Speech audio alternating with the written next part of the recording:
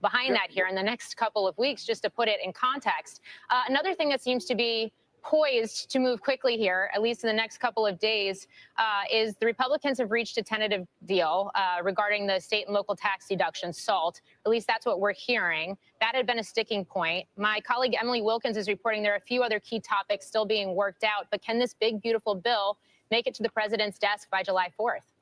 I think there's a very good chance, and the only way to get there is for the Senate to start voting this weekend. I think I was just with the Senate Republicans, and I think they're going to start voting tomorrow. Do you see potential roadblocks here over the next week? Look, nothing's done until it's done, but President Trump's leadership has gotten us here at what people thought would not be a possible date. Leader Thune, Speaker Johnson have done an incredible job of holding small majorities together and getting the bill moving forward. So I'm optimistic we could have a July 4th signing. What does the bond market need to understand about this bill, what it's going to mean for government spending and the debt load?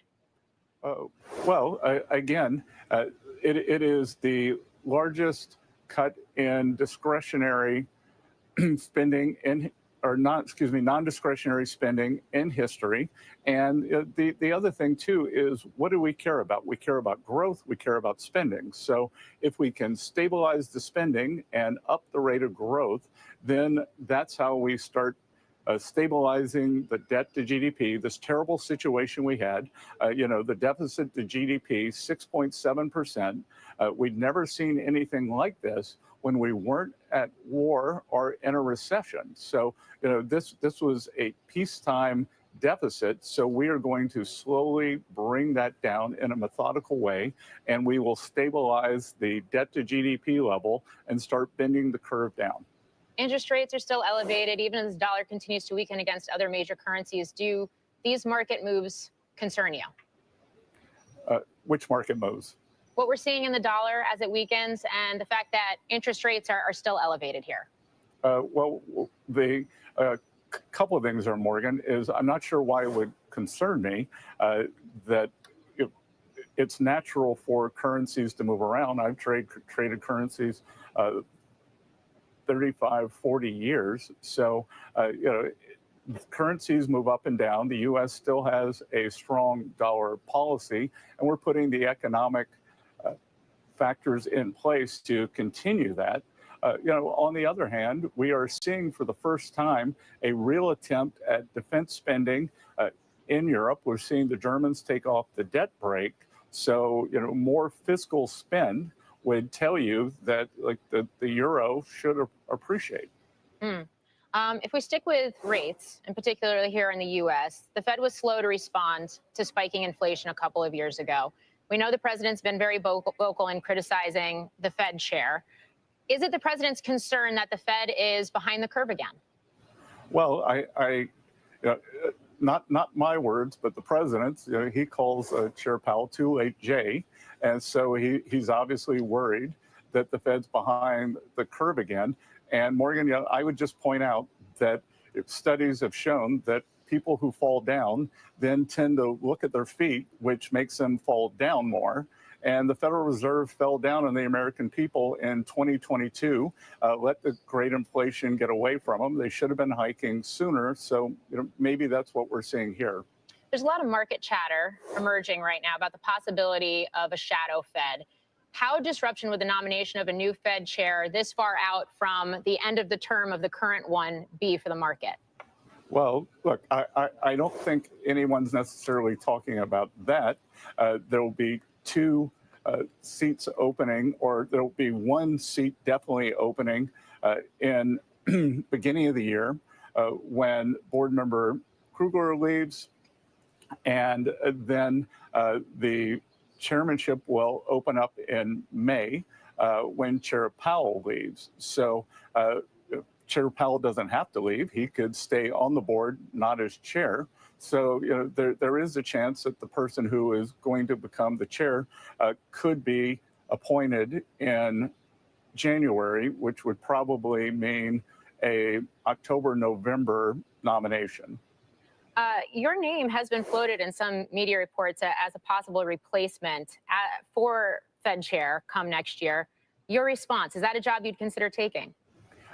Look, I'll do what the president wants, but I think I have the best job in Washington. We're making meaningful change, working on the president's agenda every day. I get to work closely with the president. I think that, as I like to say, we've done peace deals, trade deals, and tax deals. We spent the first 100 days setting the table on those. Now we're going to be landing all those over the next 100 days. So I think that's going to be pretty exciting. All three of those we've been talking about this week. Finally, the idea, and I think this is really key, and it kind of brings us back to the beginning of this conversation with trade and tariffs, but this idea of higher inflation tied to tariffs. Case in point this morning, we haven't really seen it show up in the hard data. The Fed and Wall Street economists think that that's something that's going to materialize this summer. How are you and the administration gaming this out and thinking about this inflation dynamic? Well, look, as you said, it hasn't played out, and we're seeing very low numbers. And forget imported inflation, because if we were to get it from tariffs, which has not happened, it doesn't have to happen. That's a small part of the inflation calculations. What we're seeing is service inflation drop. I think we're going to see the rent component drop, and the overall housing component, which is implied owners' rents drop. So the Fed's measure of supercore inflation is way down.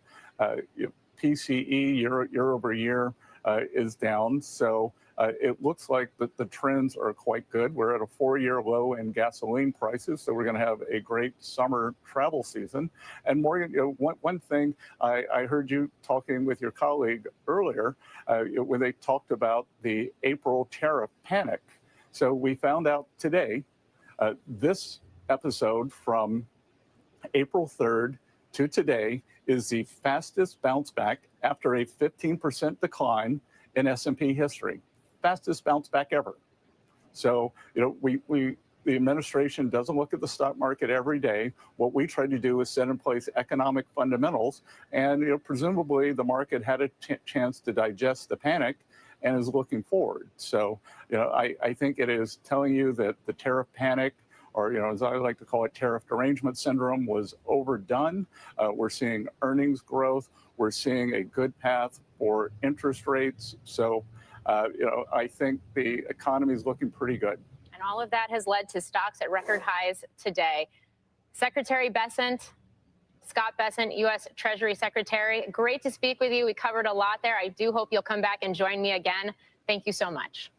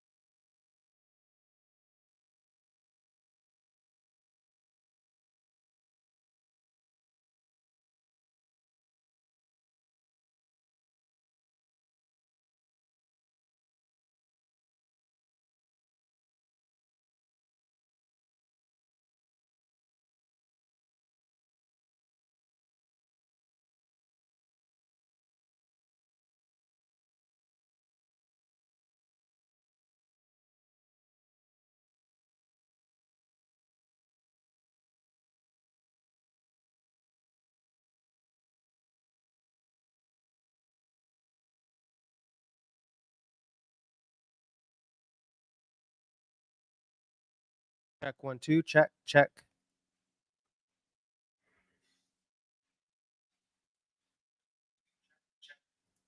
Is that working? Oh, that's working? Okay. All right, cool. We got that working now. All right. So it looks like, yeah, stupid StreamYard is auto.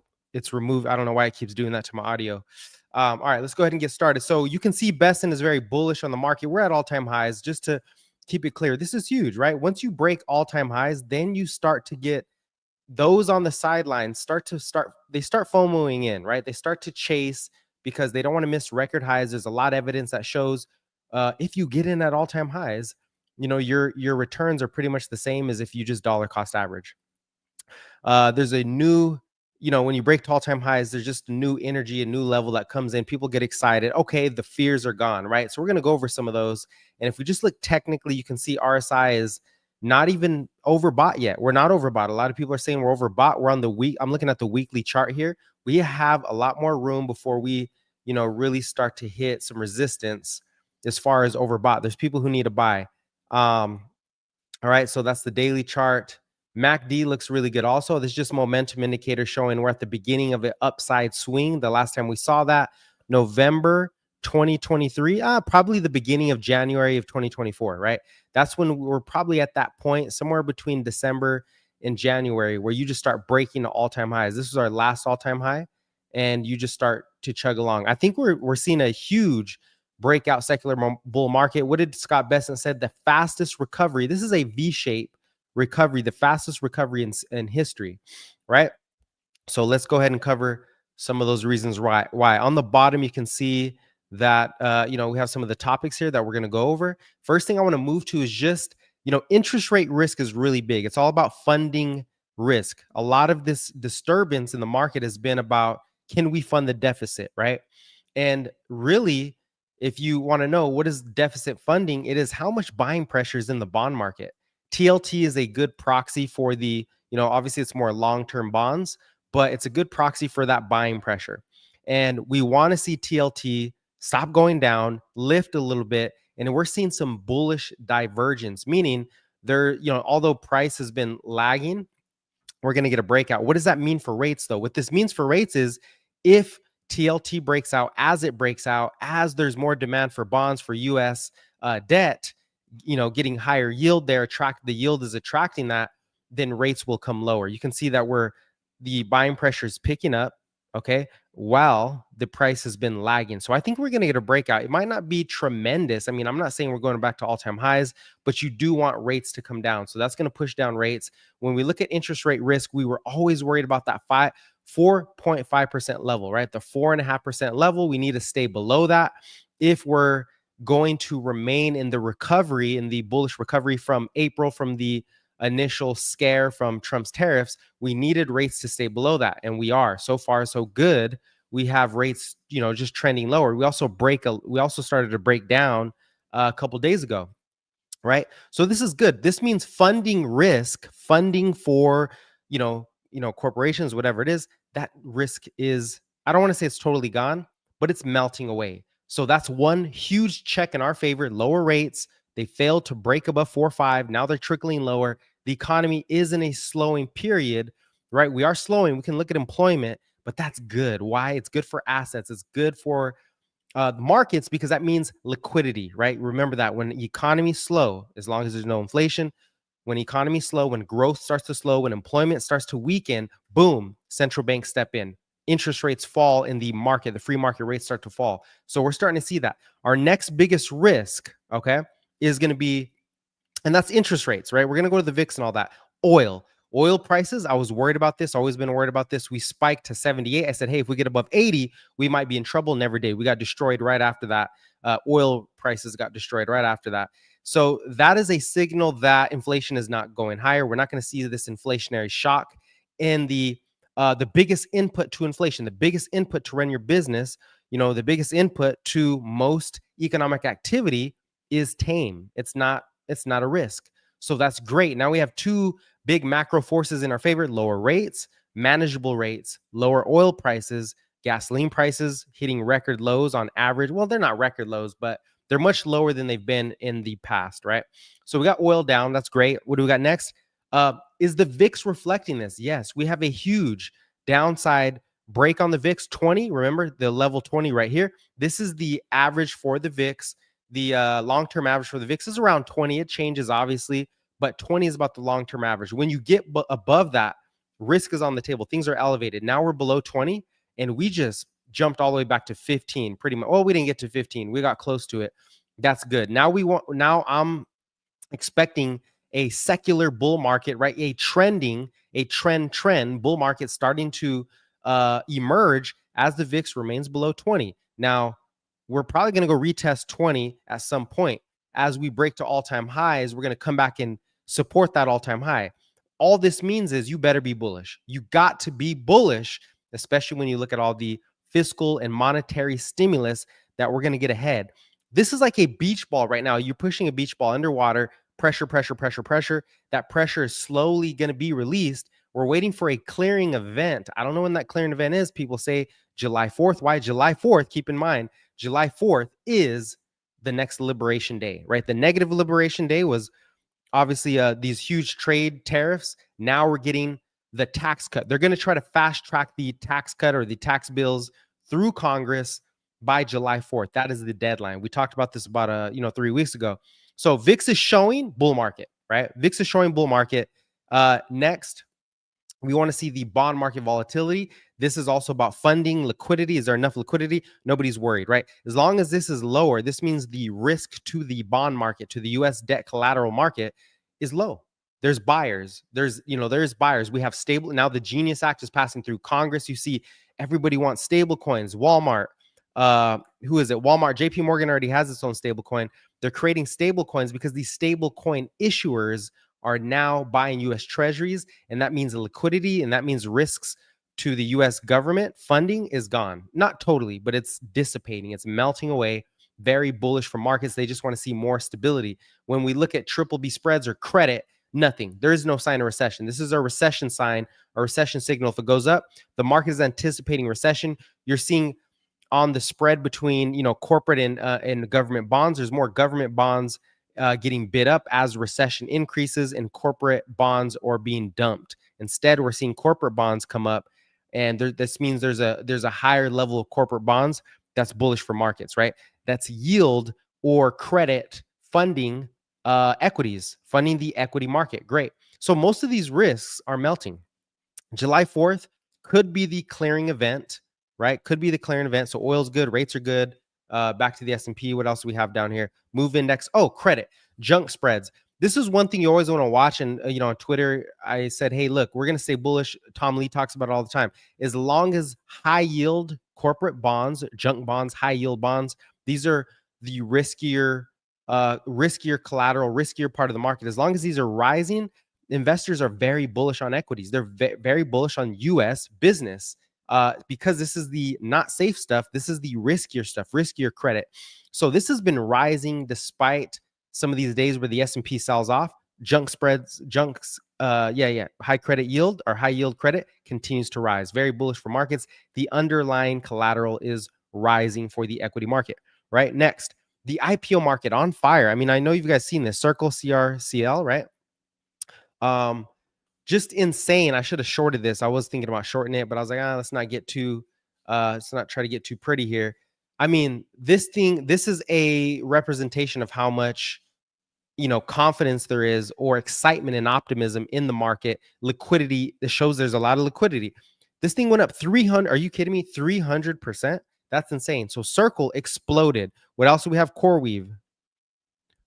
CoreWeave went up in an insane amount, and we have a lot more IPOs to come. Probably one of the best IPOs in history, 400% from the lows. That's insane. Now, this was back during the damn trade war when things got, pretty scary. So that shows you investors are ready. You got to be bullish. You have to stay bullish here. We're at the very beginnings of a strong secular bull market driven by, disruptive technology, innovation, AI, energy storage technology, energy power technology. We have nuclear. We have what else do we have? We have new infrastructure. We got robotics. There's all these things. Blockchain technology, the one I'm most excited about. And CoreWeave is powering data centers. You have Circle, which is a buyer of the US Treasury, and it's a very profitable business, right? So IPOs are soaring. If we just look at the IPO index, I don't even know how great this is actually doing. Let's see, IPO index. Yeah, starting to break out. So this is, again, this is a reflection of high risk breaking out. We're going to go to market breadth in a minute. We're checking how strong this recovery is. Is this a real recovery?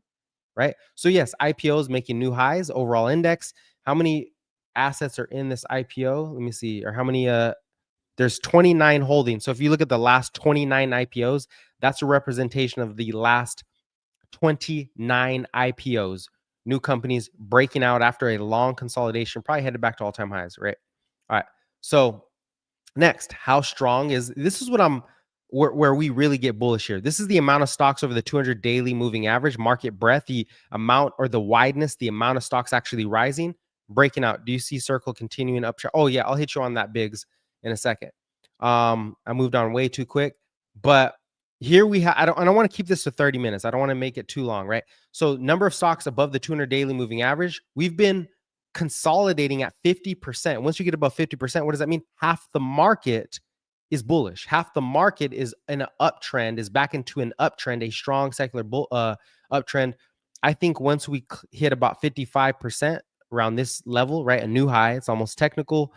60 is game over. You can't, you have to. And what that means is when we're in a strong bull market, you got to be bullish. The pullbacks, you want to eat up those pullbacks. You want to eat those pullbacks because they will get lifted, right? More than likely, the probability is very elevated that they get lifted. We also have the highest amount of new highs for the New York Stock Exchange. So this is literally just new highs. Stocks making new highs, highest levels since what? May of 2025. And you go back since March before the trade war. So we're back in business. The market is back in business. We have a whole lot of other indicators, but that was probably the strongest signal there yesterday. The amount of stocks making straight up new highs, very strong bull market, right? Go over to liquidity. Well, this is high beta. Oh, matter of fact, SPHD, right? This is just straight. Oh no, is this it? This is straight high beta. Let's go to straight high beta. I think I have it up here.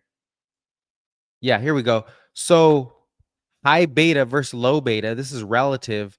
Making new highs or trying to break out to new highs. That shows you that investors are dumping defensiveness, defensive stocks. They're going long, or they're getting, they want the growth. They're not looking for yield as much. The yield is shifted down the curve. Maybe yield went from 70% down to 30%. They're seeking growth, high growth stocks. That is SPHB. And I could have sworn that we also have new highs here. Let me see, just straight new beta. There we go. So yeah, new high beta stocks in general, that was a relative index. This is just pure high beta index.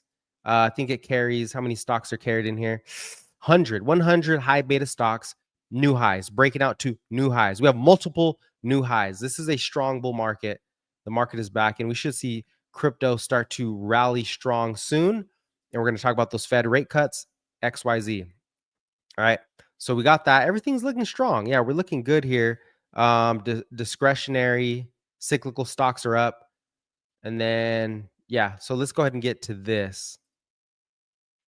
All right, what do we got next? Junk's up, spreads down, liquidity indicators. Yep. High yield, junk, IPO, breadth. We went through that. Fiscal stimulus. Okay, so just keep this in mind. July 4th, fiscal stimulus. That is the that is the tax cut. That is rocket fuel for the market. So you can anticipate, just look at markets as we climb into that event. Maybe the VIX spikes before it because it's like, oh, there's a delay. The House or the Senate rejected it. Something, something slows down that force. Boom, VIX spikes, buy the dip. Got to buy the dip because it's going to get past. It will get past. Rocket fuel for markets. And then next we have monetary. Well, deregulation is actually more powerful in my view. Deregulatory, stimulus is insane because markets can really go wild on that. You remove a bunch of red tape and now you can start, really breaking out. Do you see Circle continuing up on a long-term time frame? I feel like we bottomed around 150, 170.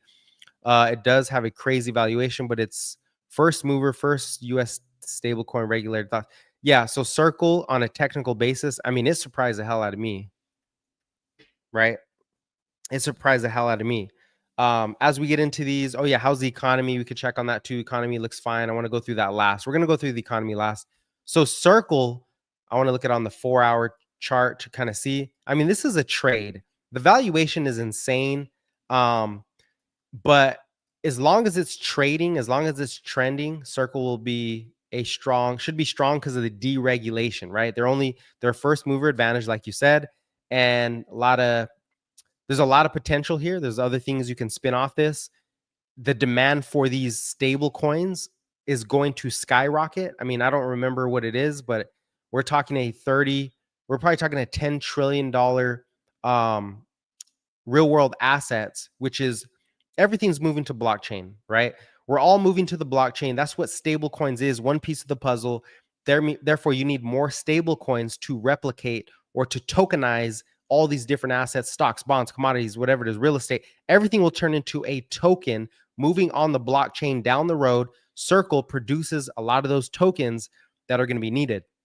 So I would just look for a breakout. Honestly, it's great that it's pulling back. If you could say, let's look at the RSI, but it doesn't have enough price history, I think, to really make to use the momentum indicators. You can use them, but I think a good support, maybe one more day, somewhere around 150. I think you're right. Somewhere around 150 where it last consolidated would be a good spot for Circle. You want to see the bounce.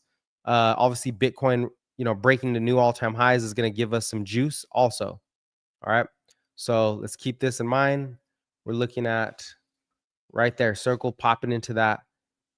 There you go. Yeah, Circle looks good. Okay. What else we have here? Circle. I mean, Tether, my IPO, there's going to be a lot of IPOs coming in. We're going to see a lot of IPOs. That brings me to MicroStrategy starting to, I mean, it looked good initially. MicroStrategy, I think, is going to be a monster rally. When it does break out, we have a flag pattern forming here, trying to break out, but it's been holding the 360 level, 360-ish, 365 level, starting to squeeze between the anchored VWAP from the previous high and the low. So yeah, you got to clear 400. I think if we get above 400, boom, we quickly move to 5, 6, and then by the end of the year, my price target is around 850 to 1,000. I could be wrong. I mean, you never know with this, but there might be a giant squeeze, and they just accumulated more Bitcoin. There was a class action lawsuit that's going to be cleared up. And usually when you get those class action lawsuits cleared up, boom, stock booms, right? You really start to get some more momentum. Next, we have, what else are we looking at here? I mean, TLT might really break out. ARK, okay. ARK Innovation is on fire. This is probably the best performing ETF. Kathy Wood is back because all the disruptive innovation is going to benefit from the fiscal stimulus, the deregulation, obviously rate cuts, right? We're probably going to get one rate cut, I'm thinking. We got the China trade deal reducing a lot of this uncertainty. So the question is, do we get July or September cut? Now, if you want to be more conservative, the cut's probably coming in September. But I think what's going to be bullish is the Fed tosses up a cut in this July meeting. They're going to toss the cut up and say, you know what? It's time to cut. Why? Well, inflation is decelerating, and that's going to bring us to the economy. Just keep that in mind. Let's look at Bitcoin really quick. We're going to take a look at AMD. I mean, Bitcoin looks flawless. Great pattern here.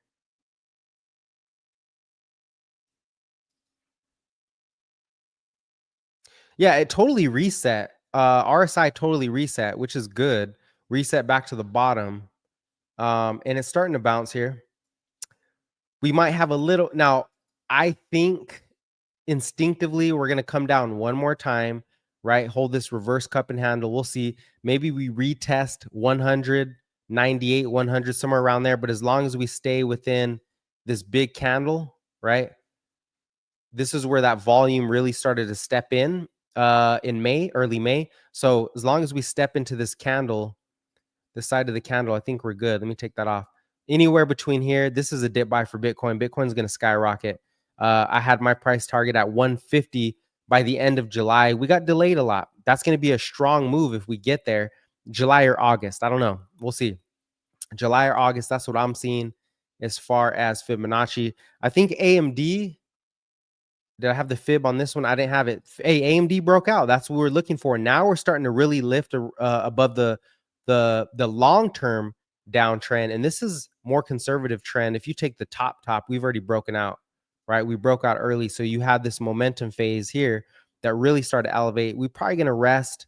I think it comes down to 130 at the least, right? At the 130 at the most. My bad. And see what the weekly looks like. I like the weekly chart a little better. But I mean, this is just extreme momentum to the upside for AMD. I got a price target end of 2026, somewhere around 250 to 300. I think we can head there, especially with all the data center gaming. They have the new chip. And it's just a tradable stock. People love to trade AMD. It's going to get overvalued, obviously, but that's what you want to take advantage of, is riding the overvaluation wave, right? All right, Biggs, what you got on here for Tether? Tether would be what? At least double Circle's valuation. Only uncertainty is a lot of the FUD on Tether reserves. I know that, yeah. Tether, I don't know. We'll see how Tether does if they capitulate, because they don't follow. They need to get regulated. The problem with Tether, you probably already know, is because they're, they kind of do their own thing. They're in another country. We don't know what they really have. So what they can do, and this is why I'm bullish on Chainlink, they could use Chainlink's proof of reserves, which is being used by ARK Invest right now. And that's going to be the infrastructure. I think it's going to be market critical infrastructure. Chainlink will be market, critical infrastructure, or critical market infrastructure for this new wave of blockchain. We're headed to wave 3. We're headed to Web 3, the next generation of the internet. It is huge. We're so early right now talking about this. You're not going to hear it.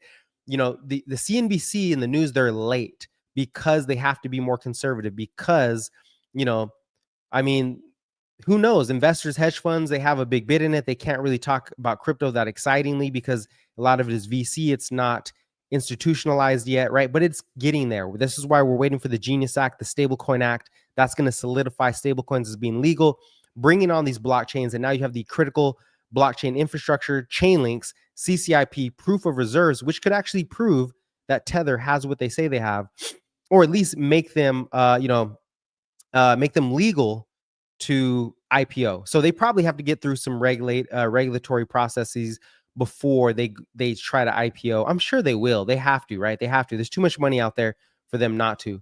How big would Tether be? I mean, I think Tether explodes. I think it explodes. So, there's so many, there's so many crypto assets out here now. This is a huge wave. The real world asset, cryptos, blockchain, it's really about Web3, the next generation of internet. That's where we're headed to. I still think Chainlink is the #1 technology to bring that into fruition, bring that in fact, because of the, all blockchains need to connect. They need a secure, efficient way and a scalable way to connect to each other, to on-ramp or to convert all these assets into tokens and actually transact through different blockchains. That's not possible yet, but it is through Chainlink, which is why you have JP Morgan partnering with them, Amazon, AWS, Microsoft Azure. I think you could double check me on that. Google Cloud has, because of their technology superior. Swift, right? Biggest payments network for all central banks. You have the biggest partnerships by far in Chainlink. Okay. So excited about that. Let's look at Tesla really quick. I mean, Tesla's just, I'm just sitting back. I know Tesla's going to explode. We're just waiting for rate cuts. I mean, everything comes down to July 4th when the Fed announces rate cuts. I think July is the rally in all markets, right? If you look at the indexes, QQQ breaking all-time highs already. Okay. IWM maybe catches up. I'm giving up on this though. Okay. Small caps will do good, but I think there's too many other things out there to really stay bullish on small caps. Maybe this will come back in the wave if you get the deregulation. I think deregulation is going to help small caps a lot. A lot of it is biotechnology, a lot of good biotechs out there. But I want to stay bullish on, I mean, I got a list of things that I'm bullish on. I think ARK for sure. If you don't like to pick individual cybersecurity stocks, you got Hack. Just throw these out there. This is a cybersecurity ETF. ARKG Genomics, but I think we're still early on that. All right, could be a dip buy. What else we got here? Anything exciting? Tempest AI. Those you have Datadog, CrowdStrike, CRM. There's a lot of stocks out there. I really just want to talk about why you should be bullish. Okay. Oh, here we go. So one of the nuclear stocks that hasn't broken out yet. Okay. And they were on CNBC the other day talking about it. There's just so much room here is going to be nano nuclear, right? They have not broken out. Okla went crazy. SMR went crazy. GE Vernova went crazy. Now we have nano nuclear, which is, you can do an analysis on it. I sent out a blog post on it to, so you could dive a little deeper into it. But the point is the deregulation is really going to, perpetuate these assets a lot higher. With the push for RWA assets on blockchain, when we close see bonds. Oh, okay. I see you, Biggs. Let's hear what Biggs has to say on this. So yeah, nano nuclear, another one. It's early for this one. When it breaks out, you want to wait for that confirmation. But I do think we have. I think we've already broken out of a nice little pattern, and it's just chugging along here. I mean, who knows? There's all kinds of stuff in the background going on. But I see a reverse head and shoulders. You guys see it? Shoulder, head, and then shoulder trying to complete. So above 45, boom, it's rockets from there. And this is a small cap, so it can really move. 1.43 billion market cap. A lot of these will move to 10 billion. The upper limit's probably 20 billion before they really blow off in the next 6 to 12 months.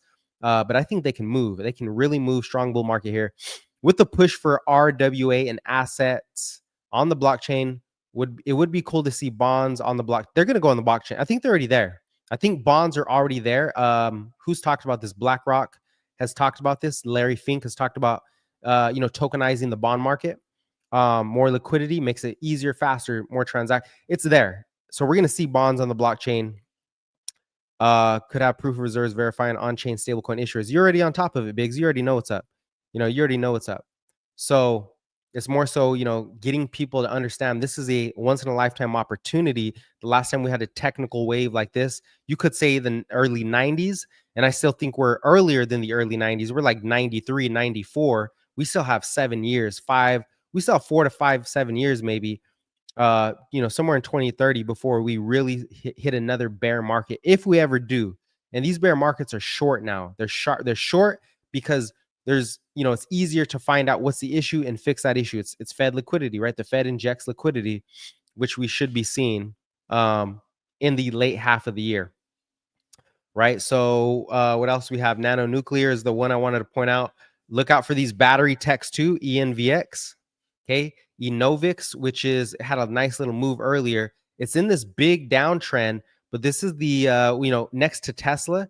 And this is a very small cap next to Tesla, and there's going to be a lot of demand for this. I think lithium ion batteries, they're a leader in lithium ion batteries. So this is a big flag pattern. I mean, this thing, when it breaks and finally gets the lift, it's going to explode. These are small caps, right? You call them micro caps. This is not a micro cap. This is a small cap, 1.9 billion. I think it could be a 10 billion market cap. Maybe it's going to be very volatile. These are super high risk volatile, but looking at what we're seeing as far as the themes coming in, you need more energy. There's not enough energy. We need battery technology, right? So this is one of those leaders. Keep your eye on that. Who else we have? SoFi, Affirm, Circle, Coin, Rocket Labs, Archer. I mean, keep your eye on SYM, the robotics company. Okay, it's finally starting to break out of this long consolidation. It is breaking out. It looks a lot like AMD, right? Big long consolidation breaking out. And it also came back and held the breakout. I mean, we can be a little more conservative here and say the breakout was here, right? You see how it broke out, came back, 3 days of downside, and then supported that level. So I like SYM, also Symbotic, robotic manufacturing company. It already has customers with Walmart, Target, Albertsons. That's going to expand, and it has competitors, Amazon. But do you think Costco and Walmart and all these big retailers, do you think they're going to want to use Amazon's robots who they're competing with? No, they want to use a different third party who isn't going to take their market share. So I think Symbotic stands to have a lot of potential there. Housing inflation is down. Rates are going to be coming down. Yeah, we're looking good here. Blockbuster tax cut. CRISPR, that's a little far ahead. Okay, here's another one. ASTS. Okay, this is Space Mobile, right? Satellite technology. This thing exploded. It's been consolidating for a long time. I want to see a pullback on this one. And you can see it got very overblown on the daily chart, but I think it can stay there for a while. What's the market cap? We're headed into 16 billion. So I don't know how big the market cap for this is, but as soon as, SpaceX and all of, these satellite companies start to launch, this is a space, it's called Space Mobile, but it's basically in space real estate, right? Satellite communications. I mean, I don't know.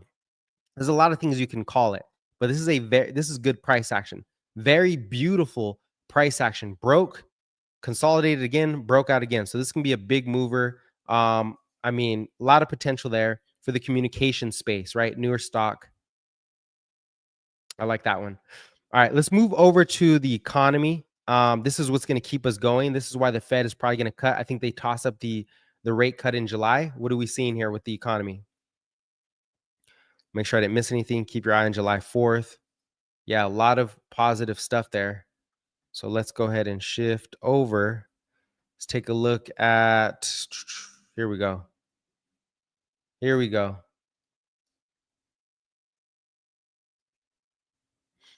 All right, and then we can go through this month, but let's start with the 27th today.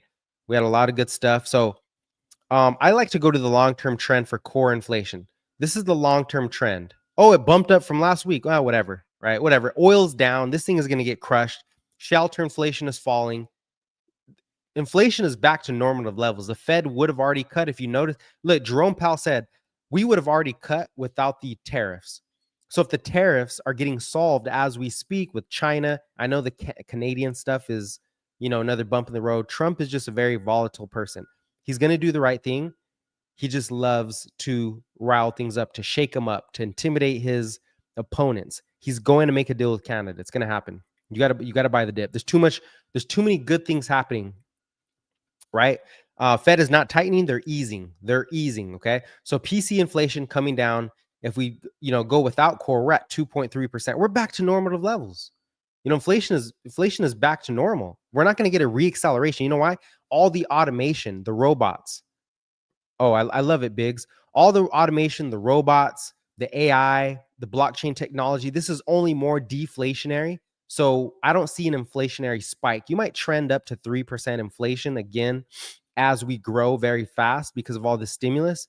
But there is going to be bond buyers to keep at least the long rates, with the stablecoin act and with all these other stablecoins, they have to buy treasuries to back the stablecoins. So, I mean, the environment is strong. The environment is very bullish, very, very bullish environment. Core PC looks good. We also have a Michigan consumer sentiment finally went up. So we had a bump higher in sentiment. We haven't had that since November. So what does that mean? Consumers are optimistic. They're finally optimistic, right? 5-year inflation expectations are dropping. This whole risk off regime is over. It's risk on. You got to be bullish. Too many reasons not to be bullish, right? So all these Michigan condition, blah, blah, blah, they're all positive. The ISM is next week. If it's weaker, guess what? The Fed is more likely not to cut in July, but they're going to toss up the rate cut. They are going to toss up the rate cut. All right, Biggs, I got you. Where do you see the real estate market going? I think real estate, I'm not an expert there, I'll say that, but I think real estate here, at least in Phoenix, prices are falling a lot. I think there's going to be more opportunity for real estate. Yeah, they're double dipping. Yep. Rates coming down. There's an argument more sellers will come in than buyers. I think so. A lot of these guys are chasing technology now. They're chasing the high risk assets because they realize real estate is not going to grow as fast as the Fed will print money. Inflation, rents. It's a good way to preserve your money. It's a good way to preserve value and wealth, but it's not. Real estate is not a way to maybe the 1%. But for most people, you're not going to grow as much. You're going to grow more stocks and crypto. Like tech stocks and crypto. That's where growth is. It's not in real estate. But real estate will help you to preserve in these down cycles, right? Comes with a lot of overhead. But as long as you work a regular job, you pay your bills, you save a little more, you buy the dip, you're good. You buy the dip, you're good, right? It's that simple. It's just, controlling your emotions. So no, I still think that's related though, Biggs. I feel like they might just move up with everything else, just like 2021 when rates came down. Okay, I don't know what you're referring to.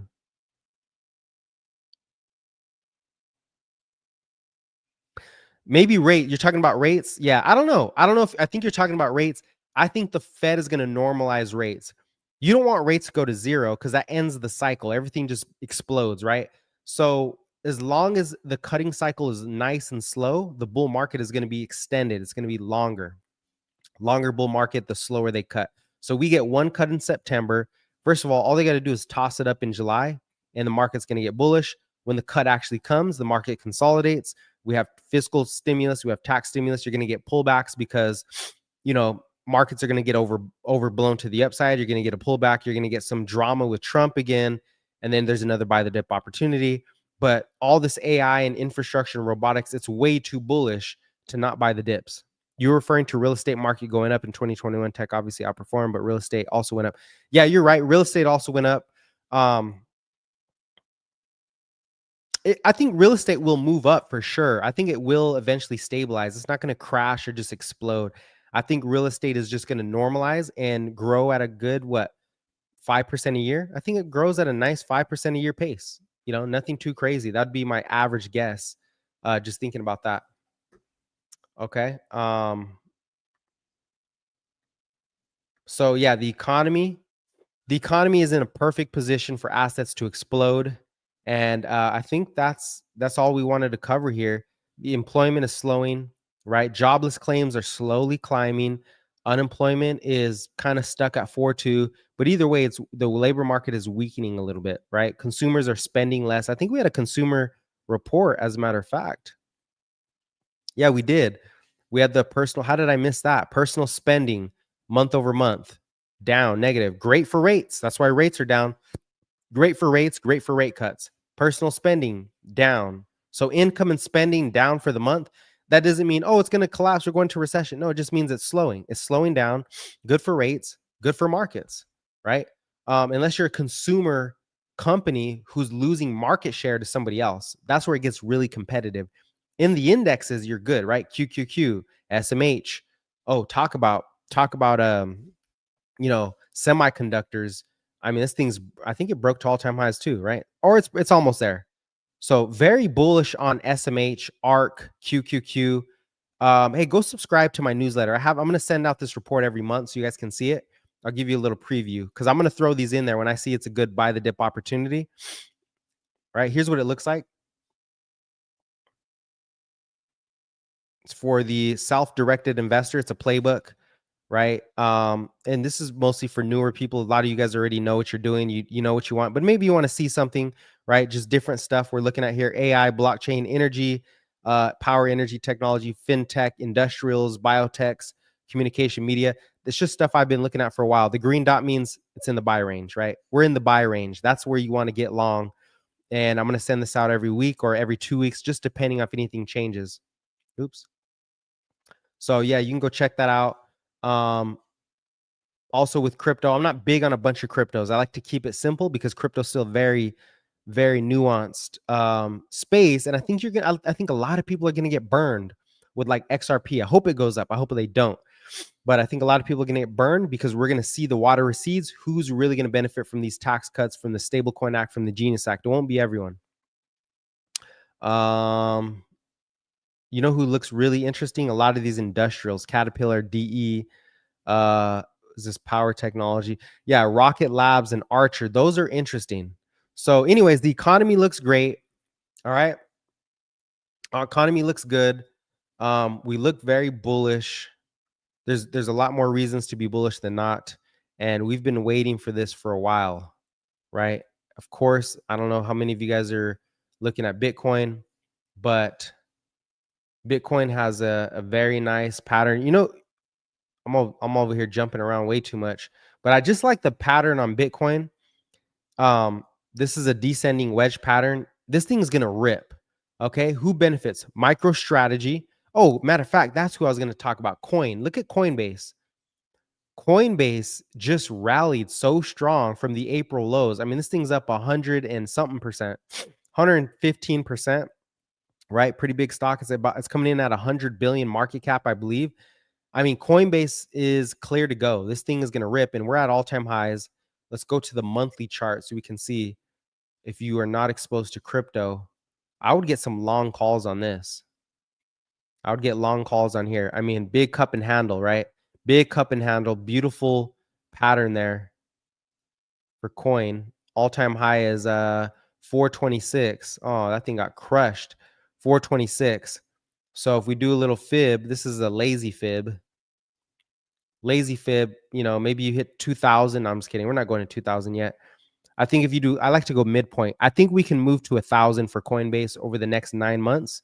Maybe it takes 12, 16, but Coinbase is going to go up a lot, and it goes up a lot quick, and then it consolidates for a long time. It's not going to be like a slow grind higher like Palantir. Palantir is different. They got government contracts. They have, you know, it's not very cyclical. Palantir is one of the best stocks in the market, if not the best young stock, but you need a pullback with Palantir. You want to pull back. Number one, AI, right? So Coinbase looks great. I like Coinbase. Who's the other one? Not Circle, because they're up too much. Circle needs to consolidate. Could be a nice trade, but the valuation is very extended. Robinhood also another grind higher because they're getting into wealth management. And man, Robinhood looks great. Oh my goodness. All-time high is 85, so that'll be a nice breakout. Like I said, MSTR, some of these. Now, here's some stuff you guys probably haven't heard of. I get too excited. Wolf, crypto miner that's also into high performance computing for data centers, right? So you got Wolf, and they're going to benefit from the crypto bull market and the AI revolution. And they generate electricity with renewables, nuclear. They're not super big on nuclear, but nuclear, hydro, all renewable energy. And so this has a lot of potential because it's a very small cap. I think it's like 2 billion market cap, 1.62. Yeah. And then you have IREN. IREN is basically the same thing, just in Texas, where Wolf is in Maryland, I believe. It's more in the East Coast. IREN is in the West Coast, right? Two nice stocks there. Okay, I'm not going to get too far into stocks. That's it. That's all I had for you guys. Any questions? I'll give it a couple seconds. Throw in the comments if you had any questions for me personally. I'm going to throw up Ethereum. Keep your eye on Ethereum. This is Web3 right here. Ethereum and Chainlink. Web3. Bitcoin is not Web3. Bitcoin is ultimate collateral, right? Bitcoin is grade 1 pristine collateral. It is the new gold, but it is not the ecosystem. Bitcoin, I'm sorry, you Bitcoin maxis, it is not the ecosystem. It's not meant for that. Right? So Ethereum, where could we hit with Ethereum? Let's do a real fib on here. Oh, I did that backwards. If we take the low, it's probably going to be exaggerated. Take the low of Ethereum. We're looking at a 6,500 Ethereum by the end of the year, and then a possible 10,000 Ethereum in early next year. That would be my prediction as we accelerate through the Web3 next generation internet, stablecoin, crypto's now legal, blah, blah, blah, right? You don't need to know every single metric. All you need to know is these bills are getting passed and the regulation is now pro crypto. That's all you need to know, right? Again, I'm super bullish on Chainlink. They did a deal with MasterCard. As a matter of fact, let's look at this. Let's go ahead and look at this for some of you guys who are I'm going to keep preaching this because I think Chainlink's going to be huge. Biggest opportunity. I've been saying this for a long time. I just want to find the paper I was looking at, who they're connected to. Here we go. Because you're not going to get, and this is I'm just using AI, Perplexity, probably the best AI. I was supposed to do 30 minutes. Now here we go on. Here we're going on an hour. All right, I'm done after this. I just get excited. Just want to make sure we're on the same page here, right? So there's really not another crypto project, and this is not a blockchain. It's technology. It's infrastructure. Like I said, it's critical market infrastructure, meaning once it gets implemented, you don't remove it. The market needs it. As it gets implemented in the financial system, it's there for good for the next 50 years, right? Next 30 years, next 20 years, right? Could it be disrupted? Sure, but this is the disruptor. This is the disruptor, right? Who has more partnerships than Chainlink? No one. They have Swift, right? And Swift is the global standard for interbank messaging, connecting over 11,000 financial institutions. They're using Chainlink, right? And every time they use Chainlink and use the services, they're going to pay in Link. They got to buy the Link token, driving the demand for the token. And everybody's like, oh, why isn't the price moving up? It's going to blow. It'll blow. right? Solves the most problems. MasterCard. Now you can use MasterCard to directly, this is what CCIP is able to do, is to connect a block, because most cryptos can't do this. It can connect real world, which is MasterCard, right? This is not blockchain, to the blockchain ecosystem. Now you can buy crypto directly with MasterCard. You couldn't do that before, right? This is the top tier innovation that isn't well known yet. It's like Palantir before Palantir blew up, right? And maybe an even bigger use case, because Palantir is sort of a US asset. And I'm not saying Palantir is small by no means. Palantir is going to be $1 trillion company, but this thing is global, right? Global infrastructure. It is not keen to one country or one place. It is infrastructure underlying the entire internet, sort of like TCP/IP, right? It's the protocol, and it needs to, those services are going to get used. So Euroclear, Clearstream, there's nobody that has more partner. I'm keep telling you guys, own Chainlink, own some damn Chainlink. This is like Bitcoin when Bitcoin was at, let's say 400, 500 bucks. Now we're at 100,000, right? ANZ Bank, there's nobody that JP Morgan is using it. They have to use it because they're like, hey, Chainlink is the only thing that's going to deliver. And it's really, really hard to understand what they do because it's a whole nother language, but they're connecting everything. They are the connector, and you got to pay the fee to get the service. You got to pay the fee to get the service, right? DTCC, Coinbase is using them, proof of reserves. There's just nobody more, I think has a bigger edge and monopoly on this whole Web3 ecosystem than Chainlink. I'm going to finish with that, just so you guys know, right? What am I talking about? Chainlink. All right, that's it. I appreciate you guys. You guys stay blessed. Have a good weekend. Stay safe out there. Eat healthy. Have fun. Do something for yourself, right? Help other people out. Lift weights, right? Muscle growth. What's the new stuff? Muscle growth is the key to longevity. Grow muscle. Get the muscle around your bones so you have strong bones, strong calcium. Live longer so you can live a long, fulfilled life, right? Go find your purpose out there. Appreciate you guys. Stay blessed, and I'll catch you next time.